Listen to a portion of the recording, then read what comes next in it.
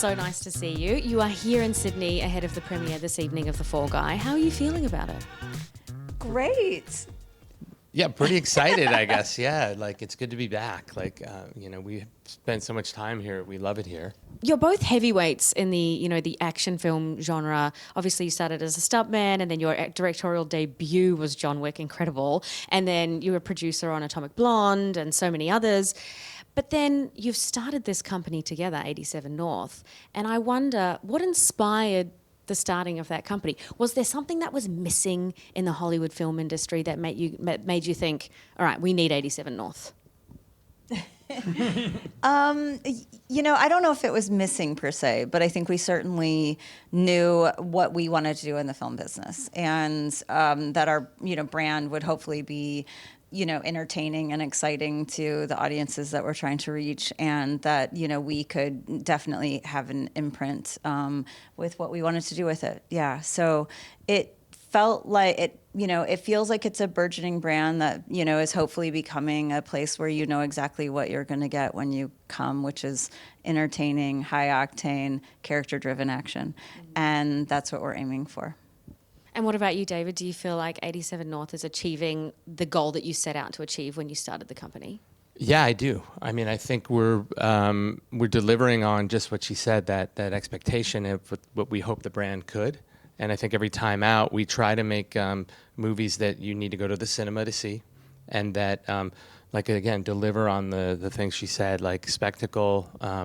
But they also have a heart. I think the thing that sets our movies apart in the action space is that they do also have a beating heart in the middle of them. Fall Guy, no exception. Like now, Fall Guy has a big romance wedged in the middle of it, which is probably a new dynamic for us. But yeah, I'm really excited. I want to talk about that dynamic, actually, because it's probably one of my favorite action comedies now. Thank you so much for creating this film. Like, oh my God, everything from the action scenes to the layers that come into it, to the narrated choice, I should say, with Ryan Gosling's character, and the story of Metal Storm, the love story being written just as the story between Colt and Jodie's love story is still unfolding. But then that love element to it, I heard somewhere that kind of came later into the fold of creating the movie. Is that right?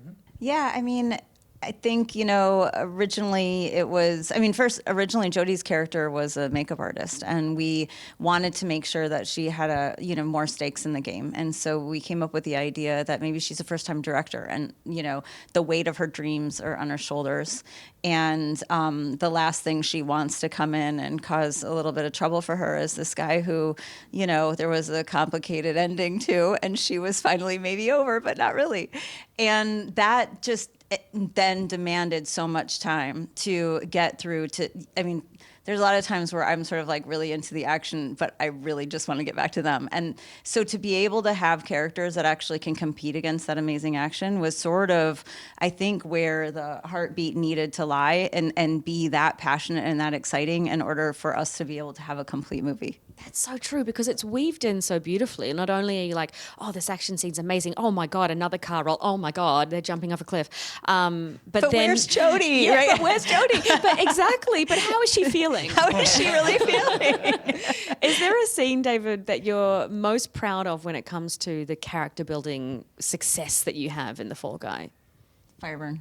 Yeah, no, you're right. There's a lot, so I may not have said that, but when we look back on it now, the Fireburn scene, sort of when they're unpacking their relationship in the context of the script Metal Storm, and she's got the bullhorn, and she's still a little bit, tweaked, and she's making him do the stunt over and over again, and it's in front of the crew, and like all of that is just such a fun, it actually crystallizes the tone of the entire movie.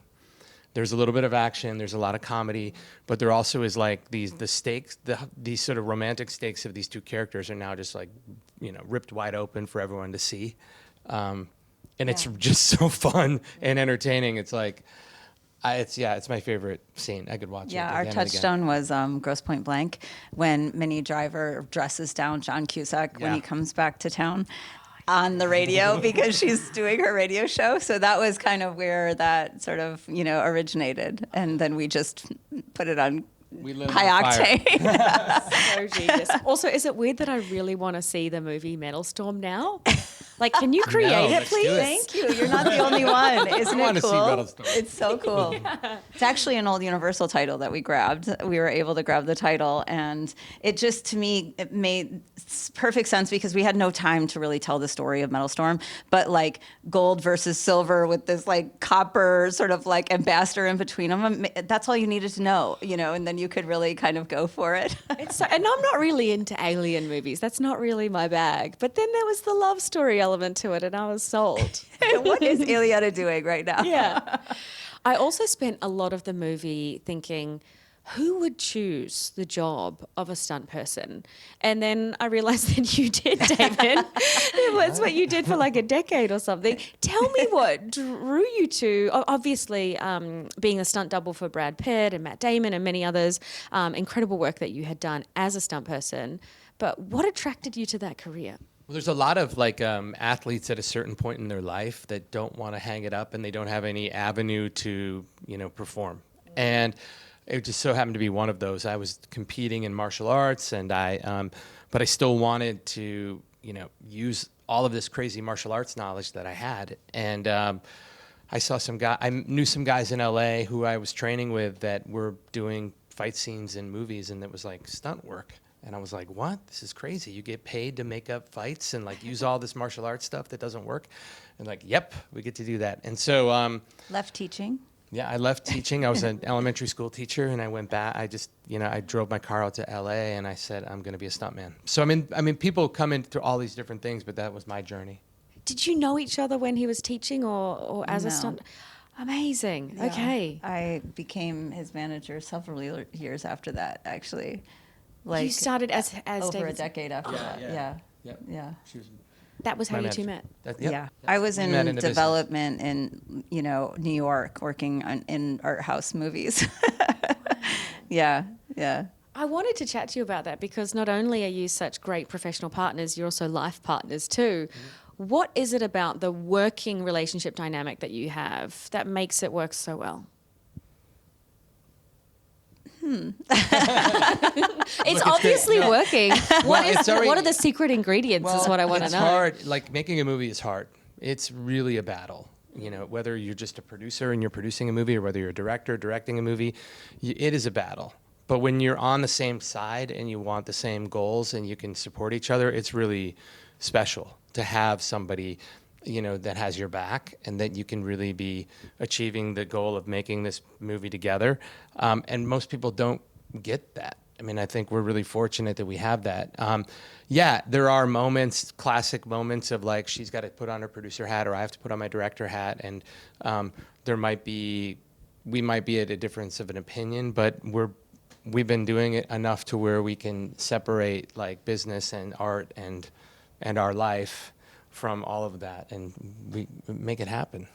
Yeah. I don't know. I think we are always set out to make the same movie. And I think the only way we pick a movie is if we're making kind of the same movie. There could be sort of variations in our minds for that.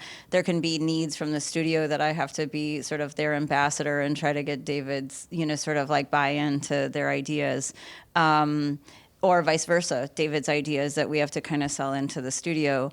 But I really do feel like the key is kind of, if you're seeing the same movie the same way and you're just trying to make it better, that's what kind of ends up sort of being the North Star, and then sort of everything falls away from there. We also work with the same film team, the heads of departments since John Wick for many of them, since Atomic Blonde and Deadpool for many of them as well.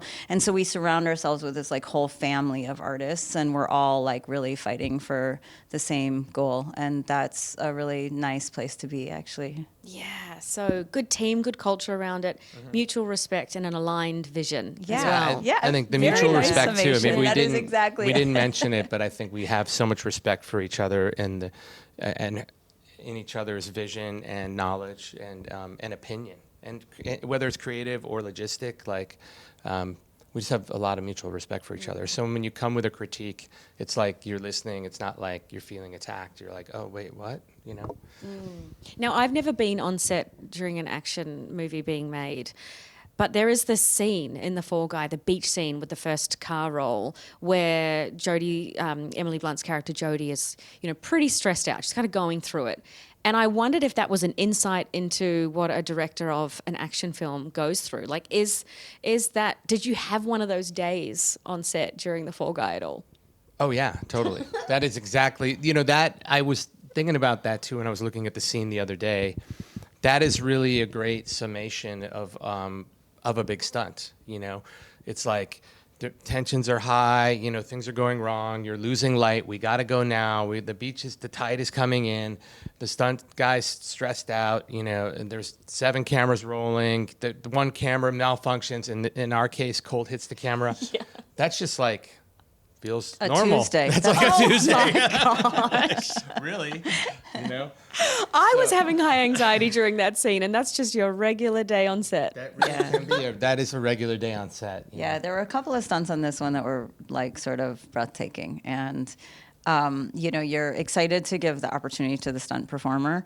It's a dream-making experience to jump a car 225 feet to the other side of a crevasse. It is also very dangerous and just heart-stopping, and so it's silent on set. You're waiting for the event to happen. You have all the faith that they've done all the work, and things can still go wrong, and you're wondering why the studio ever let you do it at all.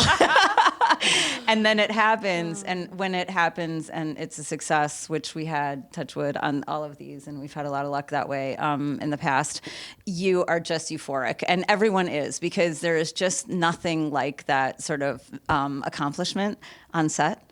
We really got to do that a lot on this one. It was really pretty special. It was so impressive. And shout out to Logan, Ryan Gosling's stunt double. Amazing, amazing. He's an amazing guy. It really is. I had heard someone say on the red carpet at the South by Southwest premiere in Austin. I was in Austin, but wasn't able to get in because the line for it was obviously, well, only 500 people got it. Yeah, why didn't I just DM you on Twitter or something? But they called it this love letter to stunt work. And I was like, that's exactly how it feels. And I know that obviously it's a huge passion of yours and yours now too. And I want to know, like, when are we going to get this acknowledgement during awards season for stunt people? Because it's noted in the film. They say, like, they really are the unsung heroes. There's no Oscar for the stuntman. And what are you doing in order to make that happen? Are you two working on something? We have been working inside the Academy. Look, we actually got the celebration of stunts and action that Emily and Ryan introduced this year. We produced that segment for the awards. Look, the Academy is really supporting it. Obviously, there's a new award for casting. And inside, we're working through that same process for a stunt award. And I think it's making a lot of headway. And it could be hopefully soon. Who knows? But we all feel really encouraged and supported by the Academy for it. Sure. Great. And you've also, you launched a studio in LA in 2022, especially for this. Is that right? Is it a design studio? What am I remembering? No, I made a note of it. 87 North, maybe. We have a facility in Hollywood. Action design and stunt facility. That's what's in my notes. Wow, that's a really nice term. Way to go, Annalie. We have, it's really just our office, but it sounds really fancy. But, it has all those things in our office. Yeah. So, it's really your office is a little bit different to what we imagine. It's not a stunt WeWork. training facility, and it also has our development office. And we train actors out of it, and we do stunt viz out of there for, developing films. And, it's a really special place. We really do love it. I also want to talk about the villain of the film. Hannah Waddingham's character, the producer, Gail. I mean, we love a villain as well. But was Gail modeled off of an experience or someone that you know? She did follow me around set for a couple of days, and I was sort of offended. I'm like, I'm not the villain of this movie. Sure. And then she ended up in a wig, like a lot like my hair. And I'm like, wait, no. This is life is imitating art? I haven't killed anybody? Like, what? I haven't killed anybody. I'm not sure about that. There's probably a couple bodies buried just outside of LA. Never. No. I don't know. There's some classic sort of producers from the 80s and 90s that were like larger than life that maybe she embodies some of them. What I But I love don't know. though is that she's such a woman on a mission. You know, like the details are fuzzy to her, is how she describes it. It's like, you know, she's got this thing that she has to accomplish. She's got this treasure in Aaron Taylor Johnson that she has to protect, and no matter what, she's going to get through it. And it's such a great, like, sort of like villain plot, actually, because you can kind of buy into that a little bit. I mean, things get a little wild on the sides, and I don't know where that gun comes from, but come on. She's so She's smart so too. She good. changes her goal every moment to try and reach that end goal. You know, there's that scene when Jodie comes up to her and she's like, she thinks maybe she's going to lose the tape, and she's like, no, we can run away together. Like, she just switches. like Toxic Always- masculinity. Always negotiating. Always Wasn't that negotiating. great? Oh, Hannah's so good in that role. We got really lucky grabbing her. Brilliant, Yeah. brilliant in it. Also, I loved hearing so much of the Aussie accent in this film. Like, tell us about the choice to film in Sydney. Obviously, the film industry here in Australia is booming, but what was the appeal? I mean, aside from great coffee, best beaches in the world, the people, what brought you to Sydney? Wow, well, that was enough, wasn't it? Yeah, It's isn't like it the best coffee in the world and the beaches.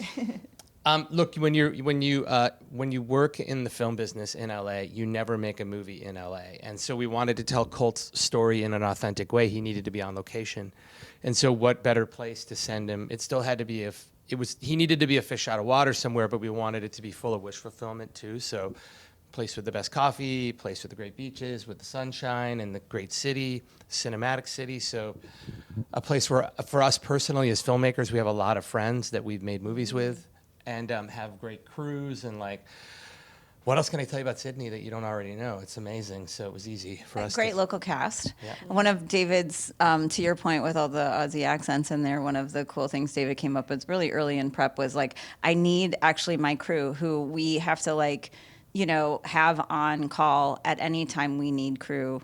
They were all these amazing local cast members, including, you know, really led by Adam Dunn, you know, local sort of, he Plays the AD Nigel, in the movie. AD. Nigel, the AG. So all the sort of cast around Jodie, her crew, were all local actors, improv actors. Actually, they were great. Yeah. And we want more films here. You know, Australia's been very lucky in recent years to have some incredible big budget films here. Did the government help out with a rebate or something like that? Yes, Was there there's a nice there's tax break that we... really nice tax break here. And I think one of the other things that that the city was excited about and obviously embraced is that we wanted to shoot Sydney for Sydney. There's a lot of movies that come here that only shoot stages, interestingly, and like Shang-Chi as an example, right? And you know, the fact that we wanted to exhibit the city and really try to show how gorgeous it is. I mean, it's a love letter to Stunts, but it's also a love letter to Sydney. And, you know, and then somehow we figured it out. So it worked out really, really well for, I think, all of us. Was the club scene, was that filmed at the Ivy? I was Yeah. trying to work. Yeah. I knew it. I At the work outdoor with, area. Yeah, Yeah. I work Yeah. with Rolling Stone Australia as well, and we recently had our awards there, and I was like, that's where the bar, that was the bar, I could see it all. I was actually amazed at how much of Sydney you got into it. Oh, yeah. Yeah. It was probably There's like 80% location. Yeah, we shot a lot of location. Yep, Yeah. all over Sydney. I mean, it's a character in the film now. It's a real character in the film. Okay, final We question. keep going around with everybody, just this little trip, and it's like, oh, there's where we did that. It's like the Fall Guy like tour, you know. Maybe we need a tour. We need a We're gonna get city an open bus side tour. bus, and we're gonna have a tour. It's gonna be great. That's Yeah, where our Colt stunt- got our hit by a stunt car. That's where. Our stunt coordinator Chris O'Hara is going to quit the business and just run it. He's just going to go in here and there. How fun. Yeah, we blew up something in Sydney Harbor right there. Yeah. So, And I guess the final question is, Fall Guy 2, are we working on it? What's going on? I mean, can you help us there, Poppy? you want to come back to Australia for it? Go Yeah, anywhere. sure, we'll go anywhere. Let's- We'd love to We'd do it. love to do it in Australia. So it's happening? Are you don't know. writing it? look. The I mean, ending was interesting because I stayed, I watched through the credits, and then you think it's the credits, but it's not. If you wait, there's a little thing at the end for a little Yeah. surprise. There so I'm not, is there a Fall Guy 2 coming? There could totally be one. You know, it's really, look, if the audience wants it and we're all down for it. I think everyone had such a great experience. Ryan and Emily want to come back. We would love to come back. Like, of course, we would love to play in this world. We want to make 5 of these things. It was one of the best film experiences we've ever had. So let's do it. Love that. And you've got to Yeah. bring that on camera chemistry of those two back together. Right. Yeah. Ryan and Emily, incredible. Yeah. So good. Thank you so good. much for your time. Thank Oh, you. Thank you. Great This was interview. Thank you.